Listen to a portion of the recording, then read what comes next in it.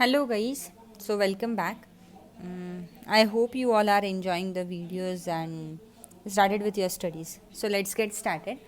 So जैसे हम लोगों का लास्ट सेशन में ऐसे ही नॉर्मल डिस्कशन हुआ था कि हम लोगों को टेंथ में काफ़ी ज़्यादा स्पून फीडिंग मिलता है और हमारा पोर्शन भी काफ़ी ज़्यादा इजी होता है।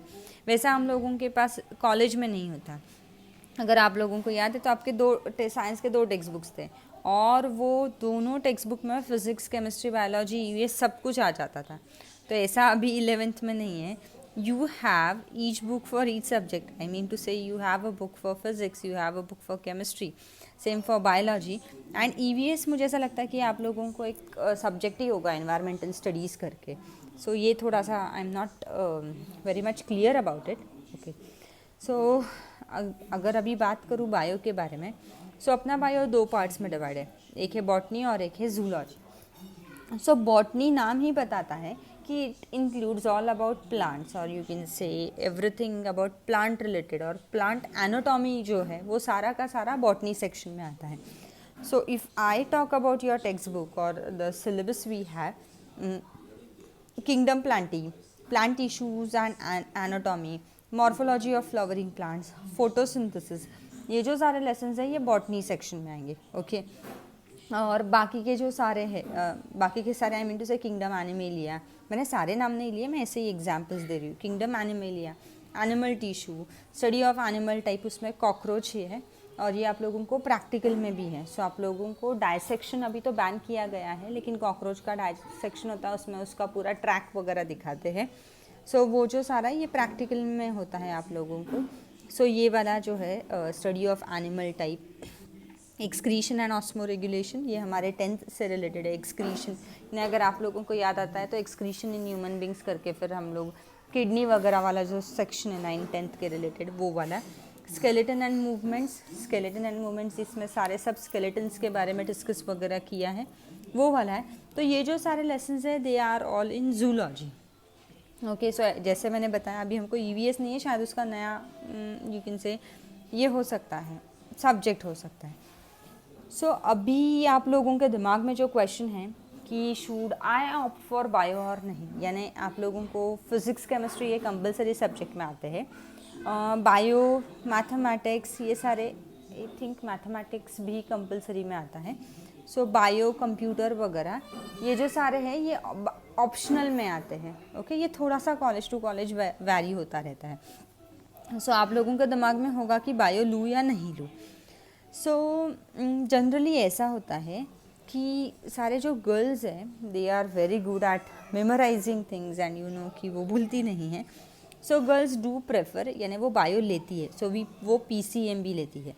और बॉयज़ थोड़ा बायो से थोड़ा दूर भागते हैं क्योंकि इसमें लर्निंग स्टफ थोड़ा ज़्यादा होता है। But it's after all it's your choice, अगर आपने आपका डिसाइड है कि आपको फ्यूचर में यही बनना है, सो ये आप लोगों की चॉइस है। सो आपको लेना हो तो यू कैन ऑप्ट और एल्स यू कैन नहीं।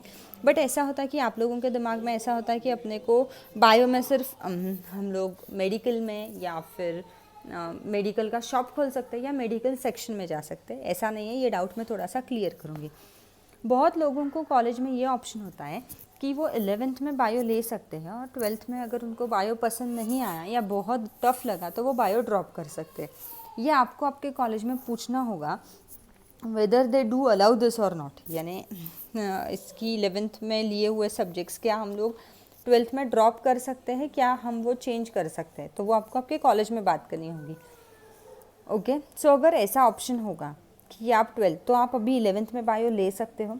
अगर आपको डिफ़िकल्ट लगता है, आपको लगता है कि आपके मार्क्स इसकी वजह से स्कोर नहीं हो रहे और your somewhere percentage are decreasing, you can like drop this subject. Okay, so अभी हम बात करते हैं कि बायो की वजह से कौन कौन से फील्ड्स हैं। देखिए, एक बायो लेने की वजह से आपके बहुत ज़्यादा फील्ड्स ओपन भी रहते हैं, जैसे कि मैथमेटिक्स लेने की वजह से भी आपके फील्ड्स रहते हैं, लेकिन इसमें आपको और स्कोप हो जाता है। और आज के इस पीरियड में जहाँ पे हम लोग बोल रहे तो अभी मेडिकल के इसमें ही ज़्यादा इम्पॉर्टेंस है। ओके, सो अभी हम लोग बायो लेने के बाद हम लोग कौन कौन से फील्ड में जा सकते हैं।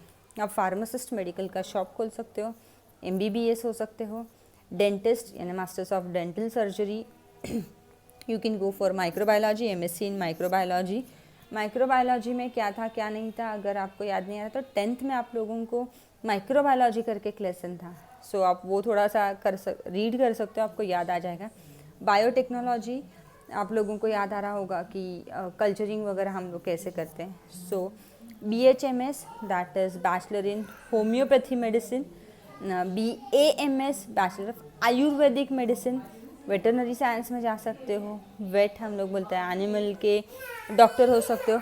BSc इन एग्रीकल्चर हो सकता है आप लोगों का, BSc in human biology, BSc in botany, BSc in zoology, BSc in forensic science, और you can say many courses in genetics, ये हम लोग कर सकते हैं। है ना, आपको सिर्फ ऐसा लगता है कि हम लोग बायो लेने के बाद सिर्फ मेडिकल फील्ड में जा सकते हैं या डॉक्टर, ये जो आपका मिसकंसेप्शन है ये क्लियर हो जाएगा। बहुत ज़्यादा फील्ड्स है आपको इसमें बायो लेने के बाद भी। ओके, यानी कैसा होता है ना, हम लोग सिर्फ यही बातें सुनते हैं कि वो इंजीनियर हुआ, वो डॉक्टर हुआ या ऐसा, लेकिन हम इनके बारे में बात ही नहीं करते।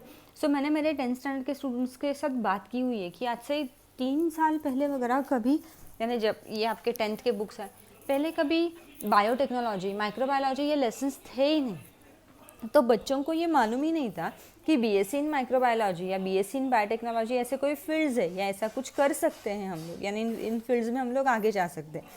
सो ये अवेयरनेस ही नहीं था, तो ये अवेयरनेस आई, इसके लिए उन्होंने अपने बुक में माइक्रोबायोलॉजी, बायोटेक्नोलॉजी तो उन्होंने 9th में भी इंट्रोड्यूस किया हुआ है, तो फिर ये लेसन उन्होंने इंट्रोड्यूस किया। सो जैसे कि ये सारे ऑप्शंस है। ओके, और अभी आज के इसके हिसाब से सभी इसको, यानी बायो के फील्ड को भी काफ़ी ज़्यादा डिमांड है। Okay, so we will start with the lesson. So lesson number 15 हम लोग एक्सक्रीशन एंड ऑस्मो रेगुलेशन करके लेसन है, वो हम लोग स्टार्ट करते हैं।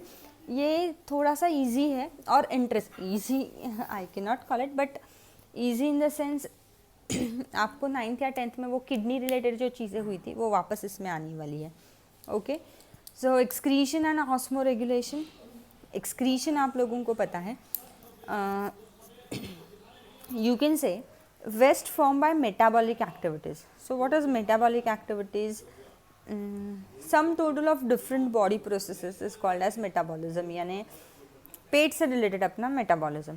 सो इसमें भी 2 प्रोसेस होती है, एक होता है कैटाबॉलिक और एक होता है एनाबॉलिक। कैटाबॉलिक का मतलब है ब्रेकिंग डाउन, यानी कॉम्प्लेक्स चीज़ों को सिंपल में ब्रेक डाउन करने का।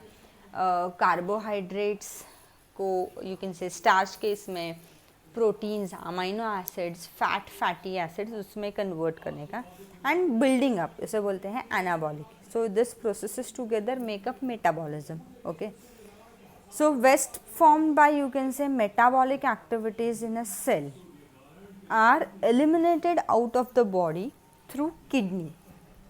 First of all, हम जो एक्सक्रीट करते हैं वो कौन कौन से फॉर्म में होता है? एक तो हम सॉलिड या सेमी सॉलिड वेस्ट एक्सक्रीट करते हैं, एक हम लिक्विड वेस्ट एक्सक्रीट करते हैं, एक हम गैसियस फॉर्म में एक्सक्रीशन करते हैं। जो हमारा डाइजेस्ट यानी मेटाबॉलिक एक्टिविटीज रिलेटेड होता है या जो हमारे स्टमक रिलेटेड होता है, जो भी you can say undigested matter है, अनवांटेड सब्सटेंसेस है, are eliminated out through anus. इस प्रोसेस को हम लोग इजेशन भी बोलते हैं। ओके, सो ये जो है ये सेमी सॉलिड वेस्ट में आता है और you can say solid waste में आता है। जो हमारे बॉडी में urea, uric acid, ammonia form होते हैं, वो जो हम एक्सक्रीट करते हैं वो हमारे लिक्विड फॉर्मेट में, हम जिसे बोलते हैं फ्लूइड्स, वो एक्सक्रीट होते हैं। ये हो गया हमारा लिक्विड वेस्ट। गैसियस फॉर्म में हमारी स्किन एक तो एक्सक्रीट करती रहती है, जैसे हम लोगों को स्वेटिंग वगैरह होना, हमारे लंग्स भी CO2 एक्सक्रीट करते रहते हैं। सो ये जो सारे हैं ये एक्सक्रीशन करते हैं। सो हमारे बॉडी में ये अलग अलग टाइप का एक्सक्रीशन है। ओके, सो आप लोगों को सॉलिड वेस्ट समझ में आया जो हम एनस के थ्रू एक्सक्रीट करते हैं। ओके, सो अभी थोड़ा सा और बताओ तो ये जो एक्सक्रीशन है मेटाबॉलिक वेस्ट, उसे हम लोग नॉर्मल एक्सक्रीशन बोलते हैं, और वेस्ट प्रोडक्ट्स जो हमारे बॉडी में फॉर्म होते हैं लिक्विड फॉर्मेट में, वो होता है वाटर, गैसियस फॉर्म में होता है CO2, यूरिन फॉर्मेट में जो होता है वो ammonia, urea, uric acid, salt, excess of salts हम लोग बोल सकते हैं। ये सॉल्ट्स किसके किसके हो सकते हैं? सोडियम, पोटेशियम, कैल्शियम वगैरह इसके होते हैं। ओके, इसके लिए बहुत बार जब आपको लूज मोशन हो जाते वगैरह तो ऐसा माना जाता है कि आपके बॉडी के सॉल्ट्स चले गए हैं और इसकी वजह से आप लोगों को वो इलेक्ट्रॉल, या ORS ओरल रिहाइड्रेशन सोल्यूशन वगैरह दिया जाता है। और अगर आप इनके सैचेट्स देखो तो उसमें भी क्या होता है, सॉल्ट्स ऑफ सोडियम, पोटेशियम, ऐसे जो सारे मिनरल्स या सॉल्ट्स जो होते हैं वही हमको हमारे बॉडी में क्या किए जाते हैं, रीगेन करवाए जाते हैं।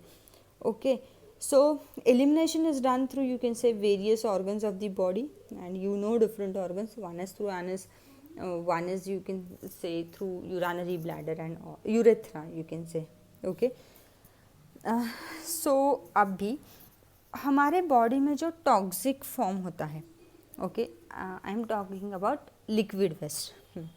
सो ये जो हमारे बॉडी में फॉर्म होता है, थोड़ा सा और डिटेल में जाते हैं। हमारे बॉडी का excess of carbohydrates and proteins, sorry excess of carbohydrates and fats are stored in body, but amino acids जो है यानी प्रोटीन्स के जो सेक्शन है वो स्टोर नहीं होते।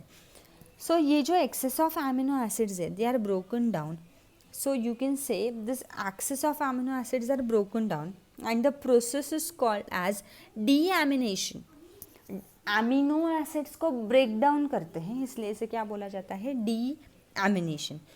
so deamination का यानी हमारी बॉडी एक्सेस ऑफ कार्बोहाइड्रेट्स और फैट्स तो स्टोर कर सकती है लेकिन एमिनो एसिड स्टोर नहीं कर सकती। so what is this deamination? so this from amino acids, amino group is separated resulting into the formation of ammonia, and ammonia, highly toxic ammonia, is the basic product of deamination process. यानी amino group से क्या करते हैं, ये ammonia, formation of ammonia निकालने की कोशिश करें, यानी हम लोगों को टॉक्सिक अमोनिया रिमूव करना है। ओके, सो दो प्रोसेस होते हैं, इधर ये टॉक्सिक अमोनिया को रिमूव कर दो या फिर इसे लेस टॉक्सिक फॉर्म में कन्वर्ट कर दो। क्या काम होता है, इधर इस टॉक्सिक अमोनिया को रिमूव कर दो और या तो फिर इसे कन्वर्ट करो लेस टॉक्सिक फॉर्म में। ओके, सो ये जो लेस टॉक्सिक फॉर्म में ये किस में कन्वर्ट होगा, ये कन्वर्ट होगा यूरिया में, यूरिक एसिड में, जो हम लोग बॉडी के थ्रू क्या करेंगे, एक्सक्रीट करेंगे। Okay, I hope you are getting कि हम लोग क्या डिस्कस कर रहे हैं। सो फिर हम लोग इधर अमोनिया को डायरेक्टली एक्सक्रीट कर सकते हैं थ्रू द बॉडी, और यानी यू कैन से वाटर अवेलेबिलिटी लेस, तो ये इमीडिएट डाइल्यूट हो जाता है और हम इमीडिएटली एक्सक्रीट कर सकते हैं, या फिर बहुत बार ये किस में कन्वर्ट हो जाता है, लेस टॉक्सिक फॉर्मेट में, जो है यूरिया और यूरिक एसिड, जो भी हम लोग यूरिन फॉर्मेट में क्या करते हैं, एक्सक्रीट करते हैं। Okay, I hope guys you have understood. We'll continue in the next session. So as of now, bye, take care, stay home, stay safe, enjoy the links, bye bye, take care.